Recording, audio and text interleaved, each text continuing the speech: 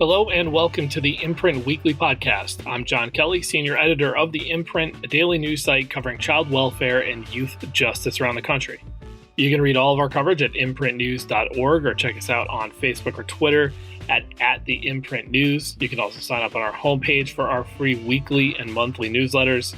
And for professionals in child welfare and youth justice, subscribe to our Youth Services Insider section for a closer look at news on business policy and practice.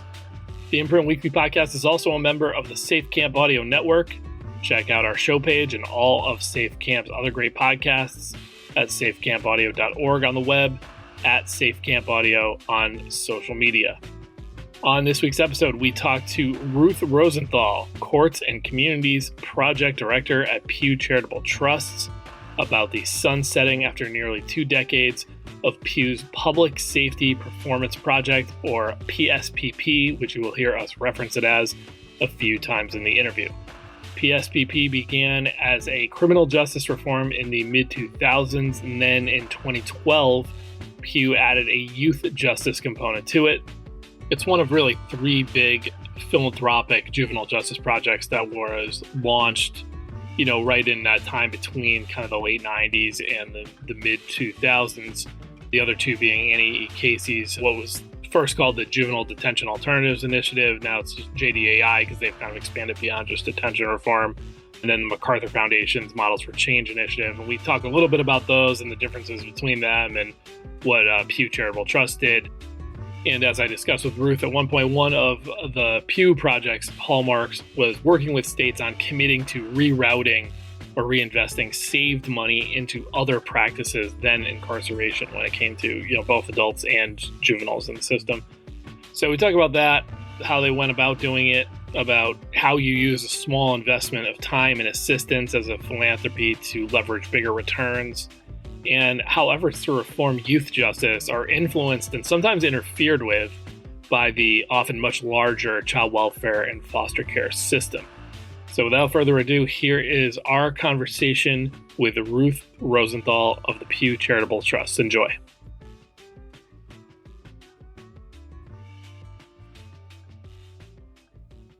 All right, we are joined today by Ruth Rosenthal of Pew Charitable Trust, which at the end of last year sunsetted its Public Safety Performance Project. Ruth was very prominently involved with that venture in her 10 years and counting at Pew, and was nice enough to come on here and share some takeaways from the whole experience and talk about what she's working on now. So Ruth, thanks for joining us on the Imprint Weekly Podcast. Oh, I feel so honored to be invited to come and talk to you on the Imprint. I have been listening to some of your old podcasts in preparation for today. I appreciate you doing the homework.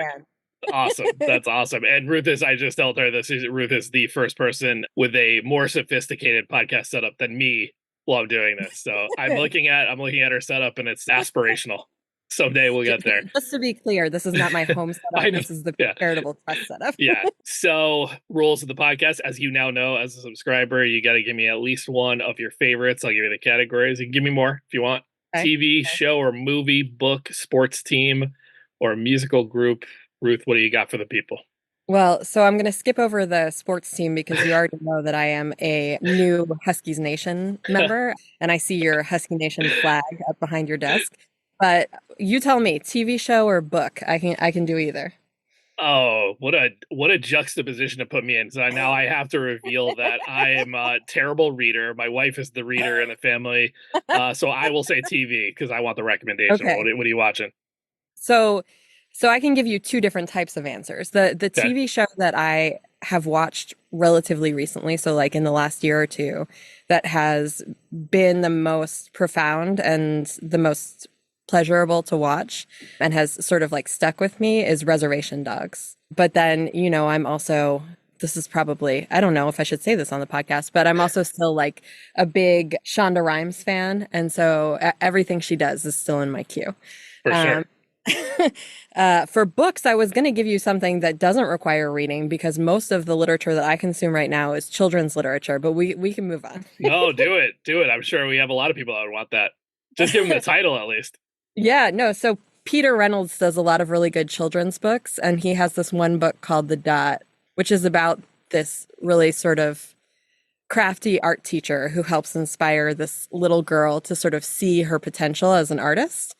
And you see the sort of chain of impact that that has. But my grandmother was also an artist and an art teacher. So it reminds me of her a lot and what she used to do with me and my sisters and my cousins. And so not Very only is it cool. a book, it's just like very nostalgic for me and very sentimental. That's awesome. That's really cool. Well, let's start a little bit with you, and then we'll talk about PSPP. You came to Pew from being a lawyer. I mean, you're still a lawyer. You guys, so what's a lawyer? Always a lawyer. But you were a public defender for both kids and adults, right? That's right. That's right. In Arizona? No, I was a Oh, public I'm wrong. defender in Colorado. Yeah. Colorado. What was that like? I would say it is probably one of the best and hardest jobs that I've ever had. Thank you, Pew, also for this wonderful job that I've had for the last 10 years. But, it is a very challenging position to be in. And I was in Colorado Springs, which is a particularly punitive prosecutorial district. So I tried a lot more cases and had a lot more clients than is probably professionally responsible for any one human being, and won a lot more cases because they were all treated as though they were class 1 felonies, even though most of them were not. It was incredibly rewarding. I had this professor in law school who one summer told me right before I went up to do a parole hearing for someone, most of your job is not going to be about winning cases, although I like to win. Mm-hmm. Most of what you're there for is to humanize the person that's sitting next to you, right? And to fight for them and to make sure they feel like you believe in them and that you are exercising their voice and exercising their will in a system that just continuously tries to silence them and tries to treat them like a cog. And so that's a lot of how I saw my job, right? Was to see the person who is sitting next to me and try to stop the churn of the system and make the people around me consider the person that they were making decisions about. Having had that kind of on the ground experience in Colorado Springs, and then also, everything you've seen now working with Pew, what big meta question here, like, what is it? Where does the buck stop in terms of how you described Colorado Springs? This is a punitive district. I mean, on some level, Colorado Springs is just borders. So who is responsible for creating what you just described as a punitive system for one whole place? I think there are obviously a lot of policies and practices that dictate the way that things happen within a system, but there are also individual personalities that have a lot of ability to exercise sort of control over how the day-to-day plays out. And, so I think the sort of individual who leads the district attorney's office, the sort of traditional culture within that office, and the broad discretion that a lot of specific actors have within the system really shapes the way that policies and practices, set forth by the legislature are implemented. It was the culture of those offices, the culture of the city that really sort of framed the way that people were treated within those systems. And certainly there are individual actors who are different in every sort of circumstance. But that's something I've just been thinking a lot about is like, at what point do things become transcendently good or bad? Like if there's a great child welfare judge who just has a different take on how she's going to do cases or he's going to do cases, or you have a district attorney who's going to come at things differently, good or bad, like what are the elements that cause slippage for or away, from good and bad and all that stuff? It's kind of like an important thing to figure out. What are the things that make things stick?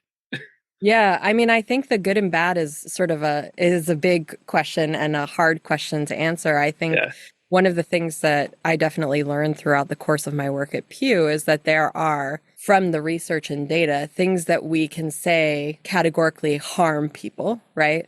And then a range of options that could potentially help them. And so a lot of the work that we ended up doing with state leaders was research-based work grounded in that understanding that some of the practices that we have been engaged in for a really long time categorically cause harm, and we should move away from them and create guardrails to keep kids from experiencing that harm. and then create a whole host of opportunities and funding mechanisms aligned with the places where we see opportunities to do good or to help. Yeah, we'll go down that road a little bit more here, but before we do, let's stop and just maybe you could describe, even though this kind of precedes you, right? Like Yeah. this thing was going for 18 years. What kind of was the origin story of the whole thing? Because it started with adult, it moved to youth, and we'll talk more about that. But PSPP, what was the origin story? What was that first thing that got Pew interested in saying like we got to spend almost 20 years? They probably didn't know that at the time, but spend a long time and invest. I think they Yes. were hopeful, but Yeah. I don't think they knew that Pew would make a long-term investment like that. Right. Yeah. So let me back up for half a second and just Sure. sort of Yeah. describe what the Pew Charitable Trust is, because I'm not sure everybody fully understands that. So the Pew Charitable Trust itself is a research and public policy organization that operates as an independent, nonpartisan nonprofit dedicated to serving the public. And we have sort of two spaces that we operate in: the environmental side, which is not the side that I work on, and a government performance side.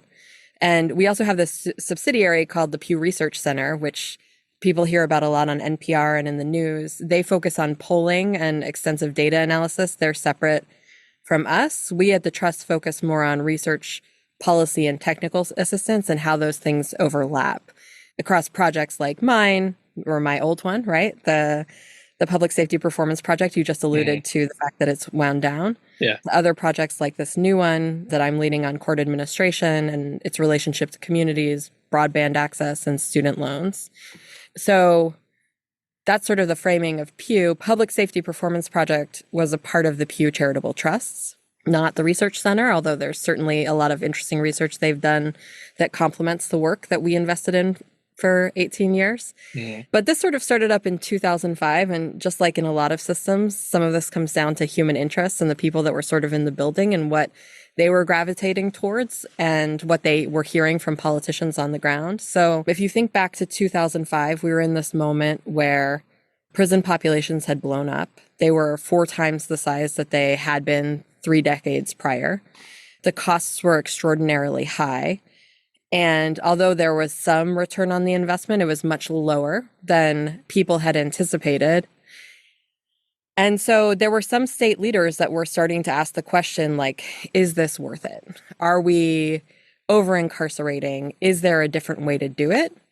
And at the same time, there was this growing body of evidence that indicated that you could get the same or an even larger return on your investment in terms of public safety. So if we're just talking about public safety in terms of public safety, by doing things outside of the carceral setting. And certainly a growing body of research that showed a profound impact on individuals and communities when you looked at community-based responses compared to carceral responses.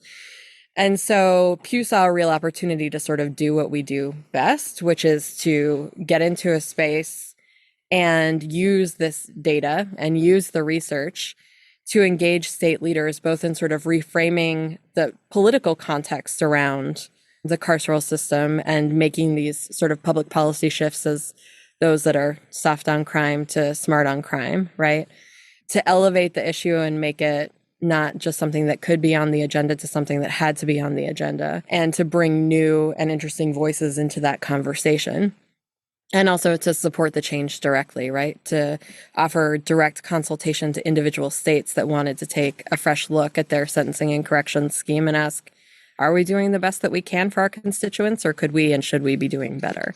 Yeah. And how can we make that happen? So that was sort of the origin of Pew's interest and investment in the conversation.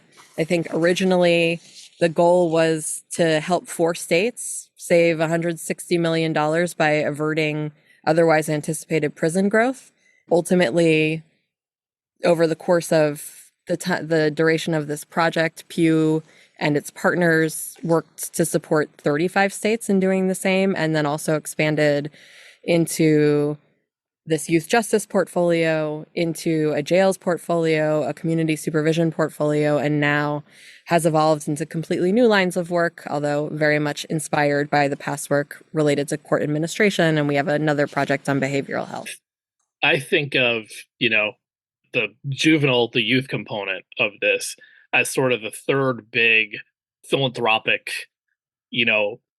project in the youth justice space, and I think it's the one I know the least by circumstance, because when you guys were just getting, you said it, 2005 was when it kind of got rolling. I think it was like 2012ish That's when right. the juvenile justice. So I had just left Youth Today, where I used to work, and we were starting this up. So Yeah. 2012 for me was just building a website, which I had no idea how to do. We were not quite reporting voluminously yet when it all started, but like, for people that don't know, the other two are, there's the JDAI initiative that the Annie Casey Foundation started in the 90s. To me, their proposition was, if we can lower the reliance on pretrial detention, that's going to have this multiplier effect down the line, because if you're detained before, you're more likely to get detained afterwards, and yada yada. And so like that's grown in different ways. Models for Change from the MacArthur Foundation that, I kind of think of as like accelerating reform. Like they found states where there was kind of ripe for movement on broader reform. I think the word I associate in my mind the most with what you all did was reinvestment. Right. I think of that as sort of the cornerstone of what Pew was trying to do, is to say, this, you're using too much secure placement. The ROI is pretty bad on it. If you take that money out of there somehow and put it into other things, you're going to have a better system. Which that's very reductive, but I mean, do you feel like that kind of is the sort of motivational, component of the JJ part? Yeah, no, I think that is certainly a core motivational component of the JJ part. There were a few things happening that sort of led us into that space. One was exactly what you articulated now. The other was sort of an urgency and a push from state leaders that we had worked with in the adult correction space saying, we screwed this up. We should have started with the kids, or Oh wow, interesting. we missed a core part of this population, and we understand, or we think, because maybe our data systems aren't linked, but we have this sense that kids are moving from the youth justice system, the juvenile legal system, into the adult correction system, and we Right. need to try to stem that flow, right? So there was sort of that push from state leaders that we had worked with coming back to us and being like, great, we did that thing. We're invested in making sure that it continues. We want a next thing to continue to build this momentum about research-backed, evidence-based reform. And can you come and help us in the juvenile space? So there was that component. And then there was also, just sort of this like great opportunity, right? Most states hadn't looked at their systems at all since the 1990s, in the super predator era, when, the trend in those reforms was towards more treatment of children like as if they were adults, right? There was a greater focus on incarceration. There was a greater focus on prosecuting kids as if they were adults in the criminal Yeah. legal system. And so there was just this real sort of untouched space that seemed like it was ripe for reform.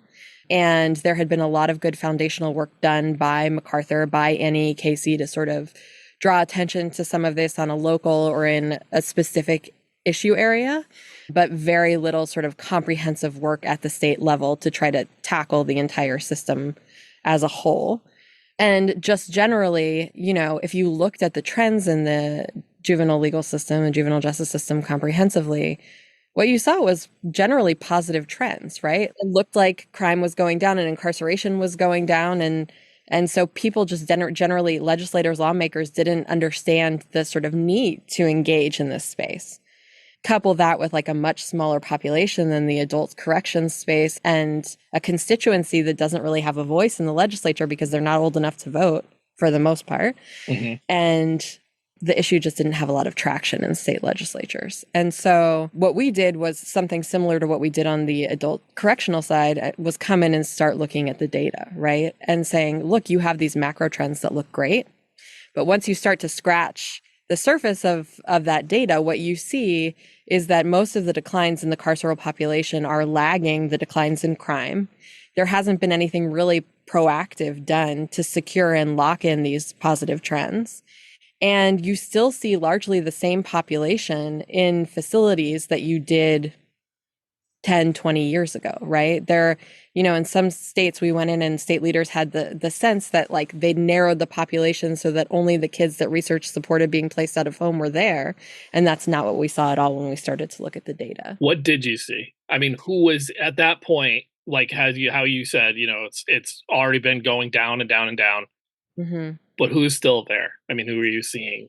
Yeah, I mean, so the quality of data varies from state to state, right? So take this with a little bit of a grain of salt, but we were able to look at trends over the past 10 years in most of the states that we worked in. And what we saw was that the populations largely hadn't shifted, right? They were still comprised of largely kids who were adjudicated for low severity offenses, largely misdemeanor offenses, right? Which wouldn't land an adult in a prison. And a lot of them were there for nonviolent offenses. And a lot of them were there on their first offense, right? They hadn't received the benefit of any kind of probation. They hadn't received the benefit of any kind of diversionary disposition. They were going straight from, school to a juvenile prison or to some other sort of out-of-home placement.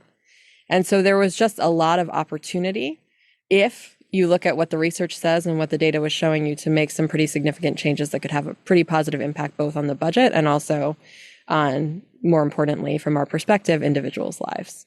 And, unsurprisingly, if you are familiar with this data, there is a disproportionate number of Black and brown children showing up in the deeper, more punitive parts of the system. And when you looked at what they were there for, they were often there for lower level offenses. So you would see disproportionately higher rates of Black boys going into the deep end of the system, being taken away from their families for probably pissing people off more than actually legitimately scaring them. I remember a woman who was in, a position of power. I honestly can't remember exactly what her title was in Virginia, once telling me that the real point of disparity, or the kind of prompt for it getting worse as you went deeper into the system, was the terms of probation. She said we looked at it, and the conditions that we'd put on young Black kids were just wildly different than, well, it's like these things that just are largely invisible when you're looking at macro data that can contribute. But I guess to that point, and you referenced one that I'm sure will be one of your answers here, but you worked with this large group of states on the juvenile justice work. Tell me if I miss one. Georgia, Hawaii, Kansas, Kentucky, South Dakota, Tennessee, Utah, and West Virginia. You got it. Nailed it? Okay. Nailed it. Good swath. That's a pretty good, mix of the American states, I think. Part of the goal, yes. Right. So obviously things are different in different states. They probably had different ideas about how to go about this, but what did you find to be the most frequently used levers by these states, whether it was policy or changing a law or whatever, to get to what we're talking about, to get to actually keeping kids out that might not need to be there, or definitely didn't need to be there? Yeah, I mean, so we have a publication that I was reticent to put out earlier in the course of our project because it makes a lot of the reforms seem a little bit cookie cutter. But the reality was, even though each state had very different data and very specific things that were unique to their own state, a lot of the problems were pretty consistent, and the research pointed to a lot of similar solutions. So, I'd say the biggest levers for change were A, legislative, and B, budgetary, which also has a legislative component. And then subsequent to that, one of the things that we recognized in our work was really fundamental to the success of this project was making sure that there was implementation support for all of the changes that were put into place, understanding that anytime you make a shift to the status quo, people are going to push back. And unless you have continuing ongoing assistance to try to help support the changes that take time and can be stressful for staff, that they were likely to fail. And so I would say just as critical to sort of the legislative shifts and the budgetary shifts were also sort of some of the implementation supports and changes that were put in place. Right. But I mean, like, what were some of the legislative shifts that most people relied on? It sounds like, from what you were saying, like walling off some class of misdemeanors was one. But what are some of the other ones that people, found success doing? Yeah, so we started this project off as sort of like a carbon copy of the adults project, and we were focused primarily on institutions. And as we started to talk to stakeholders, we realized that the system needed a much broader look. And so what we would do with states was to really get as much of their data as we possibly could. So from the school systems, from the child welfare systems, from the youth justice systems, from probation, from whoever would give it to us, and then walk them through all of the primary decision points, the policies that were in place, and then what the data trends and outcomes look like. And so you'll see over time that the states probably adopted more in like a broader set of reforms, at first primarily focused on the back end of the system, and over time growing and impacting probation, impacting diversion, impacting school referrals, jurisdiction of the courts, prosecution of kids in the adult system. I would say that, almost all of the states that we worked with, probably all of the states that we worked with, I could look at my little document here, implemented some shift in eligibility criteria for being removed from their family. So, for example, Kansas was one of those states where we saw, they had seen when we went in and we started working with the state, I could give you the long backstory, but one of the things that they saw in their data was a 50% reduction in crime over the course of 10 years, but only a 25% reduction in placements. And one of the things that was really troubling to them was that when they looked at their placement population, they still had the same kind of kids in placement that they did 10 years prior.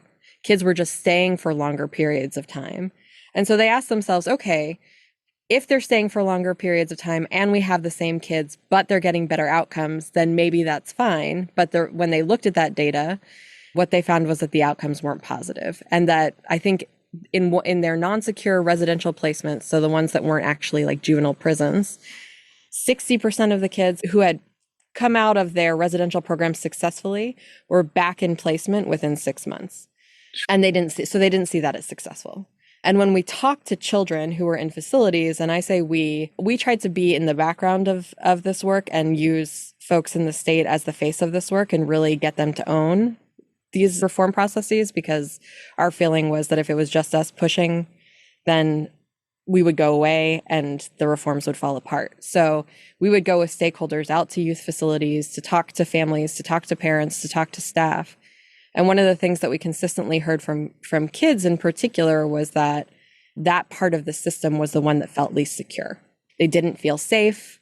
I remember kids saying to us, you can tell that people are coming here for a paycheck and that it's not a big paycheck. They would talk about how every morning they woke up and they made one decision, whether to run or whether to stay. And when we looked at the data, we saw that kids were churning through an average of, they were churning through multiple placements. A lot of them were there for more than 8 placements during the course of one case. And on any given day, a big proportion of them were AWOL. 1 in 6 of the kids who were technically supposed to be parented by the state, right? They're in the state's care, were just gone. They had no idea where the kids were, which means that they could show up on the doorsteps of their victims, right? And so the victims community wasn't happy about it, which means they weren't in school, which means, as many folks pointed out to us in the state, they were susceptible to human trafficking risks. And they certainly weren't being rehabilitated or receiving any type of support or care.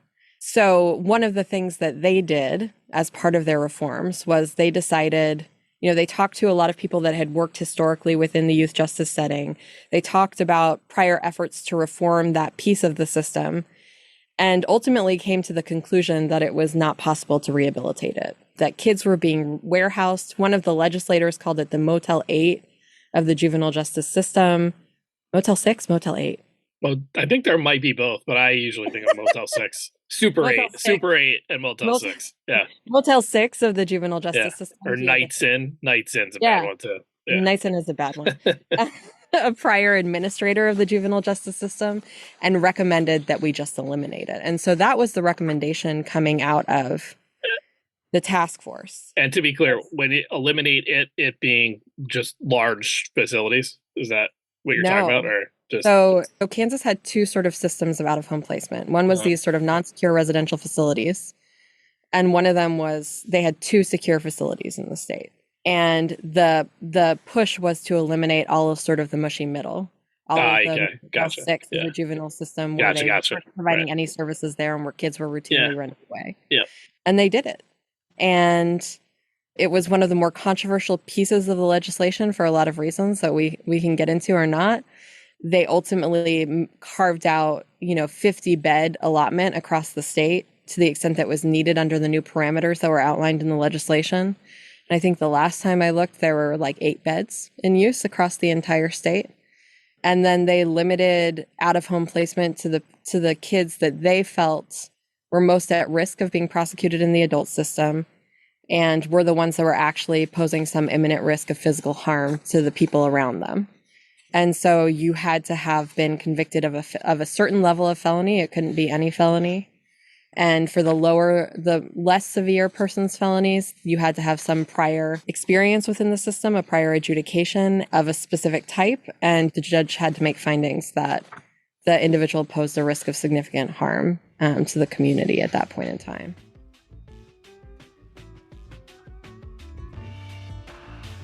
The National Association of Counsel for Children advances children's and parents' rights by supporting a diverse, inclusive community of child welfare lawyers to provide zealous legal representation, and by advocating for equitable anti-racist solutions co-designed by people with lived experience.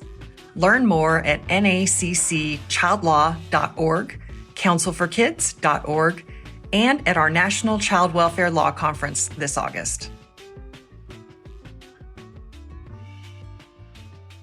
So how did you guys steer or help steer, kind of from the background, these states into taking those changes and actually capturing capital from it? Because I think that's you might think that would be like, oh yeah, well if you spend less here, you can do more over there. But I don't think that's definitely the case unless there's some dedicated effort, right? Like I think the cost per kid of incarceration in juvenile facilities in New York got up to like $1 million per year. So what that tells you is they definitely have a lot less kids, and that's the reason for that huge number, but they aren't saving much, Right. if it's that high. So how did that work? How did that have to play into things? I mean, that was an important part of the conversation from the outset. And a lot of states, especially those that had experienced corrections reform, said to us, no new money, right? Like, we're not putting any more money into the system. And what we said to them was, you don't need to put more money into the system. You just need to move it to the places where research supports better outcomes. Most of them ended up putting some new money in anyway, at least as sort of a startup cost. But, that was a tricky conversation, and that was largely a political one, right? More than a task force stakeholder-based conversation. Did you guys kind of at some level make it a contingency of your involvement? Like, is it as expressed as that, like, look, if you're not here to reinvest and rethink things, we're not going to help you? So all of our efforts started with in all of the places that we worked, we were solicited by stakeholders within the state. And in some of those instances, they were already working with organizations to help identify what was going on in their system, and some that they had tried to do things interagency but hadn't made any impact on the things that they felt were the biggest drivers of problematic outcomes for youth. And so we went in and, we provided this service, the supports that we provided free of charge. And so in exchange for our support, our technical assistance, what we wanted to make sure was that there was a high level of commitment from state leadership to really engage in the interrogation of what was happening in their state, and then use the recommendations created by a task force of people as the basis for legislative, budgetary, and administrative reform. So in each state that we worked in, we had conversations with the governor, with the chief justice, and with legislative leadership, ideally from both parties in both houses, and worked with them to develop a letter of commitment on both ends of things that they would agree to and things that we would agree to. And so part of the foundational conversation with them was, look, we don't know what the problems are in your system more than what you've expressed to us, more than what we can see in sort of the publicly available data. And we don't know what kind of fixes are going to be required or that the stakeholders in the state are going to recommend or buy into.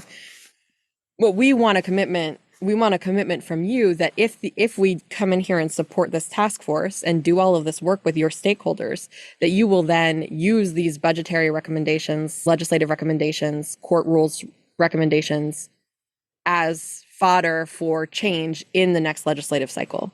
And, one of the ways that we've seen that work before, and we would describe some states have done X, they have reduced, they've made, and of course this changed as we got deeper and deeper into the work, right? We could say to them, like, in Kansas, they did X, Y, and Z, right? And then they reinvested in this way.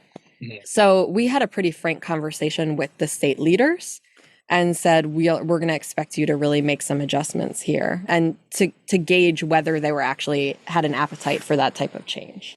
These states kind of committing up front to that, they figure out how to lower their use of the deep end, capture that money. What did they spend it on? We had Alex Piccaro, who we both know, on the podcast recently. I asked him at the end, I was like, what are you most convinced works, right, in terms of this stuff? And his answer was familiar to me. It's like, I feel like almost every person you ask this to, he said cognitive behavioral therapy. That's the most proven in all different forms. So is that one? And what else did you see these states invest in instead of what they were? So that varies from state to state, right? And varied based on the reforms that they implemented. So I can give you a host of different examples. I think one thing that was common in each state was that administrators of the juvenile facilities said to us, look, if we are going to reduce our population and only focus on the kids with the most serious violent offenses, older kids, we want to make sure that we have funding to do the training that we need to do with our staff so we're not putting kids in administrative segregation, and also to provide the type of targeted programming that they need so that we can show returns on investment, which sometimes means maintaining the same level of investment or even increased investment. So some of what we did in each of those states was say, okay, you've decided this is the population. That's actually better for you because you can buy targeted interventions for this specific population and train staff for this specific population, which will have long-term gains overall. So there was sort of that one component of it. One of the things that a lot of states did, especially in sort of subsequent years of our work, was make a lot of changes around jurisdiction over certain things like truancy. Utah removed truancy from the jurisdiction of the courts altogether. They also removed certain lower level misdemeanors that occurred on school premises during the school day from court jurisdiction. And so they took some of that money that was in sort of the carceral setting and gave it back to the schools. And so there were a lot of restorative justice programs that showed up in the schools as a result. And they went from having like over 1,000 kids coming in for truancy to like 9, something like that. I have to put data specifically, but and we can talk about the narrative of that and why they did that. But so a lot of them have shifted it to other parts of the community where they see the need. In Kansas, they have 31 judicial districts and like 105 counties. And so they wanted to make sure that some of the money was going into state contracts, recognizing, especially for evidence-based services, that you need a certain volume of children in order to implement the programs with fidelity. So, they put certain things into statewide contracts like functional family therapy or other sort of like in-home targeted interventions, cognitive behavioral therapy, multi-systemic therapy. And then they also saw a real big gap. They had a lot of sex offenses among their population, and kids with sex offenses actually have the lowest recidivism rate of any population generally in the criminal. It's like the inverse of adults. That's right. Yeah. And so they put some money into evaluation and targeted intervention for those kids to be able to stay in the community and not necessarily be adjudicated in the court. They also mandated diversion for some of those youth sex offenses, especially the sort of like age-based status ones, the ones they call Romeo and Juliet cases. And then, there was some creative things that they did with that. Oh, so Kansas also then did some local community-based grants. So they had these sort of like correctional boards already set up that they added members to as part of the youth justice reform and provided them with the opportunity to solicit funding each year for local specific needs. And they divided that grant making into 2 distinct categories, one for bigger jurisdictions that had access to grant writers and things like that, and one for smaller jurisdictions. And they do everything from like substance use to sort of after school programs to job training programs and things like some upfront funding for mom to move out of the situation that she's in into another situation if they're going to boot her son because he has a prior felony or a felony conviction. They would, pay for mom to move and then pay for the first month's rent and deposit and lights to be turned on and gas to be turned on. Or they had some funds also for kids who were exiting the system to go into some independent living opportunities that weren't that weren't part of these sort of bigger corporate independent living programs, but would pay similarly for like 3 kids to live together. They pay the first month's rent and deposit and turn all the lights on, et cetera, et cetera. So that's some of the ways that I've seen states invest. We've also seen a tendency for other systems to come in and try to co-opt the reinvestment funds, which, could be done proactively, but most of the states that we worked with tried to prevent it from being done just sort of by default. There's a lot of concern always, I think, in the states that we work in about behavioral health systems and the child welfare system, which you are more expert on than I am. And so there were a lot of pushes in some of those states to go into reinvestment funds that had been created legislatively and take the money to support the broader mental health and behavioral health systems and child welfare systems. I'm glad you brought that up. In your experience with these states, like how they viewed what I would say is, it's very hard to get data around this, but like anecdotally, it really feels like as there's been a pretty meaningful push to lower the reliance on foster care in child welfare, there's a kind of a increase in the amount of use of foster care in juvenile justice, which I think is kind of this I don't think most people know that happens, So I guess my question to you is going to be, was that an intentional part and something that people looked at as, you know what I mean? Like if you're lowering the number of kids in like secure placement, foster care looks like a step down from that, where in the child welfare side, it's the deep end.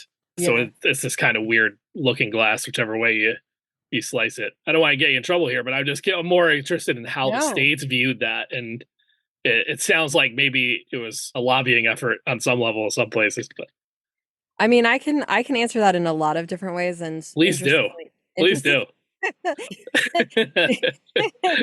Interestingly, we had the inverse of that happen in a lot of ways, right? There were a lot of complaints from the child. In one of the I'll just say, in one of the states that we worked in, there was a lot of threat of litigation and, around child welfare placement practices, something that we've seen in a lot of states. Kids were sleeping on office floors instead of in foster homes or in their family homes or in kinship placements, or they were being placed into juvenile detention facilities as a temporary holding place while they were waiting for placement in the child welfare system. Illegal and done in several states. Yep.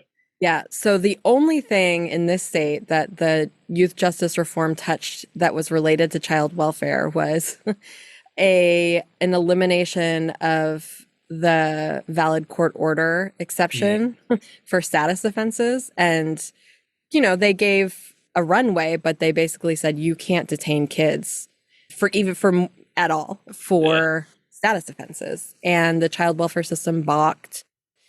And for real quick for people that don't know what that means, I try to amplify these. Status offense is generally anything that like a kid does that could be construed as a crime based on code, but if an adult did it, it wouldn't be. Things like, running away or skipping school, drinking, I guess, is status offense. But go ahead. So that's what she's talking about. Yeah. So there was a lot of pushback from the child welfare system stakeholders saying this is going to lead to, like our foster families are going to be unhappy. They're going to have to keep these kids who are dangerous, which there was no indication of. And also our child welfare system is ballooning because you have eliminated the ability of the juvenile legal system to place kids in these non-secure residential placements anymore. And one of the things that we worked very hard with legislators in particular on was asking for receipts when somebody made an assertion about things that were going on instead of just accepting that. And so when the child welfare system came back and the data did not validate the things that they were saying, it did not validate any like large influx or really medium-sized influx into the child welfare system after I don't know as much about that on the juvenile justice side, but what you just described is actually much more rational if you just sit with it than people probably think. It's like, on the aggregate, did it move a needle to the point of actual numerical funding shifts? No, but are 5 to 10 bad edge cases where things are really stressful and you're hearing from people who are trying to do their best, that it doesn't take a lot, to get that to rise up to that level. And you got to figure out that space in between. That's right. It's fixable. Right. Yeah. Yeah. So I would say that was something consistent that sort of came up, which is a little bit of the inverse of what you're describing. We also had a lot of state leaders tell us that they use the juvenile legal system as a tool to bypass child welfare because of the lack of confidence or the controversy around the safety of placements in the child welfare system. Utah was a state that had, and I don't recall this commentary necessarily coming from Utah, but Utah was a state that had a pathway to disposition in the child welfare system from juvenile court. But it didn't have any of the same safety or protections for young people or for parents that the child welfare, at least the legal process has in the child welfare system. Yeah. So it was just direct disposition into the system without parents having any right to legal representation. And one of the things that they undertook in their reform there was to cut off that pathway to disposition because they recognized that it was a problem. It was disproportionately affecting Black and brown girls in particular, and kids who identified as LGBT. And so, I think necessarily whenever we started talking about the youth justice system in a state, child welfare always came into play. And a lot of these states, kids are in the same placements, either in different wings or sometimes sharing bedrooms. A lot of the kids in the youth justice system have prior child welfare experience or simultaneous child welfare experience. And a lot of them had experience, I remember sitting with two kids in a secure facility in Kansas, talking about their experiences. One of them was 21 and the other one was 13, and they were in the same unit. And the 13-year-old was talking about how she had experienced 47 placements already. My God. 2 of them in the juvenile legal system, in the juvenile, what they call the juvenile justice system there, and 45 of them in the child welfare system. She had run from almost all of them. And the 21-year-old goes, isn't that the definition of insanity? Trying the same thing over and over again and expecting it to work? That's insane, man. That is insane. Uh-huh. So you guys have done all this work. It is sunsetting as far as PSPP is concerned. How, I wonder, are you guys planning, if at all, to, I don't know, sort of facilitate or showcase this knowledge and the experience that you all gained? Yeah. So what these states did, like, any thoughts on the plan? I mean, I will, before Ruth answers, they do have a website with a lot of, like, the juvenile justice side, some really helpful things that kind of recount some of this stuff. So I'll drop a link to that in the show notes. But anything, any big picture sort of ideas for how you're going to do that? Yeah, I mean, so that's something that we were thinking about, I guess, from the onset, right? But also in particular over the last 3 years was how do we embed sort of like the legacy of what we've learned and our relationships and sort of share what we've learned once we transition into our new lines of work. And one of the answers, like you said, is the website. And also, like, I'm still sitting here. Anybody can reach out to me whenever they need. It happens at least twice a week. So Good. Pew is supportive of us continuing to provide support in the areas that we've become experts. And, we spent a lot of time thinking about this from a project probably about 8 or 7 years ago, recognizing that anytime you push back against the status quo and make a change that's meaningful, some people are going to want to try to push back against that change and push for rollback, like we were just talking about. And so a big part of our process throughout was, one, helping people in the states recognize that threat, right? Recognize that, any one incident could tip the scales against, backwards once the new recommendations were rolled out, whether they had anything to do with the law changes or not.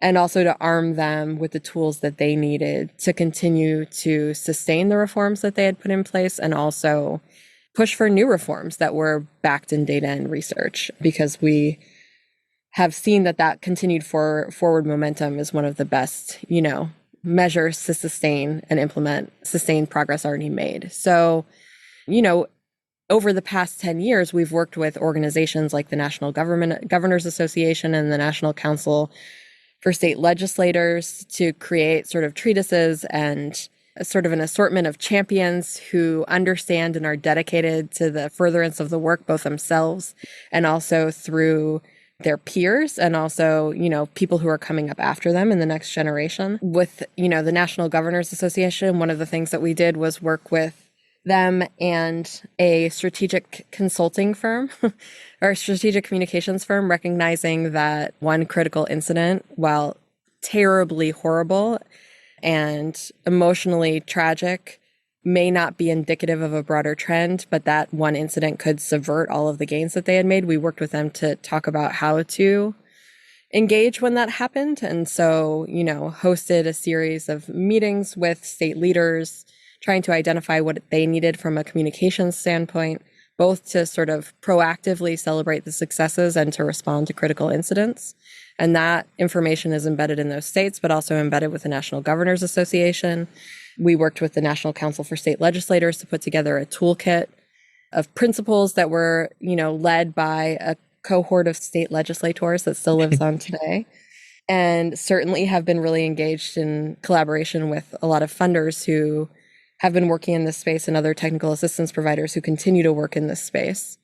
And then also, the advocates on the ground, right? The National Youth Justice Network and a lot of their member organizations and the Youth First Justice Collaborative have been key partners of ours. And we recognize that the folks who are most impacted by this work and who are local are the ones who are most likely to sustain it. So we've made some targeted investments in their work, recognizing how critical they've become to the ongoing sort of movement to support and push for legislative change that is grounded in research and data and the experiences of the people who are living through those systems.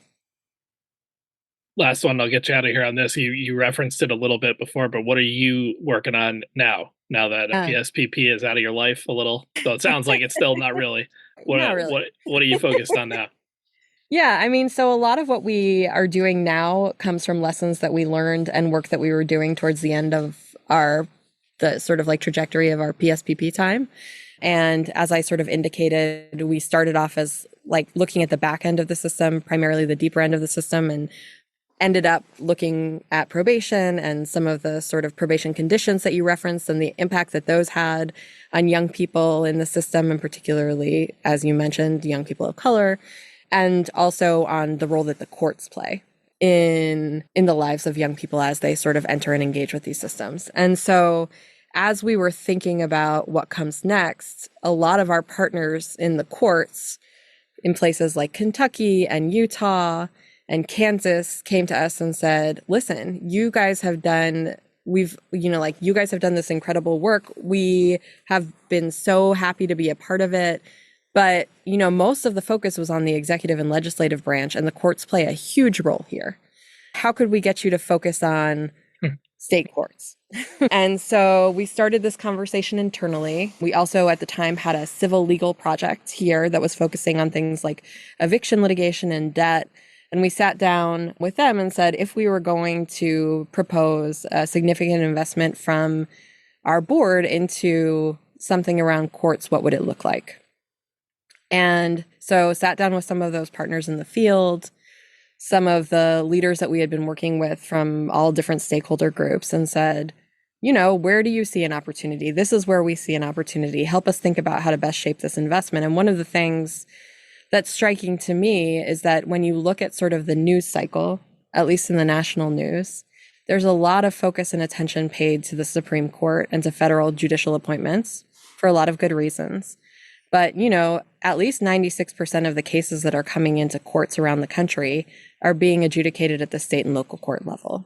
And very little is known about, or very little is paid attention to in terms of what's happening there. And we know that most of the people who are going to engage with courts at some time or another are going to engage at that level. And just sort of like in the criminal legal system, where, prison had become, and still in many respects has become, the default response to any sort of criminal case that comes through the system, the courts have sort of become our default tool to respond to any and all disputes that we have in the community or challenges that we have in the community. And we haven't really stopped recently to ask the question, like, does that make sense, right? Does it make sense to use the courts as the answer? In these cases, we found already in the youth justice system that for a lot of children, even including kids who are committing things like burglaries and other sort of first-time felony offenses, a response short of court actually leads to much better outcomes, both in the short and long term in terms of recidivism, but also in terms of high school graduation, et cetera, et cetera. And so can we work with state leaders and communities to sort of take stock of what's happening in courts, who's coming into courts, what they're spending time on, right? Like, and how they can, engage with the community in a way that leads to meaningful outcomes, both for court leaders and for us, for the rest of us. Pretty cool. That's the new project. I anticipate that that it's hard to talk about most of the matters that courts deal with, like debt, like criminal justice, like youth justice, without talking about young people. So I anticipate there will still be a bent there related to at least emerging adults, if not kids themselves and families. But I'm super excited about the work. The board is super excited about the work, and I look forward, to working to see what kind of impact we can make alongside community members and state leaders around the country in this space. All right. Well, we'll have you back in 10 years to talk about that leg of the journey, huh? What do you think? Great. I love it. Ruth Rosenthal of Pew Charitable Trust, thank you so much for joining us on the Imprint Weekly podcast. Thank you so much for having me, John. It was a pleasure. Thanks to Ruth Rosenthal of the Pew Charitable Trust for joining us today. The Imprint Weekly podcast is a production of the Safe Camp Audio Network, which is a division of Fostering Media Connections. Please visit safecampaudio.org on the web or at safecampaudio on all major social media. This podcast is produced and mixed by Christine Anjoko with music by Luke Giroux and Cyrus Elia. If you enjoyed this episode, we would love it if you'd consider subscribing or giving us a 5-star rating on Apple, Spotify, or wherever you download your podcasts. And we would greatly appreciate if you would consider supporting our work here on the podcast and in print. Small donations from our listeners and readers go a long way towards helping us grow and cover more great stories in child welfare and youth justice.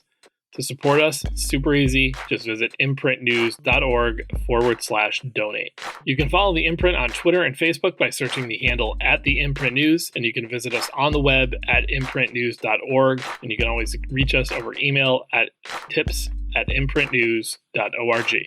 I'm John Kelly, and we'll see you next week.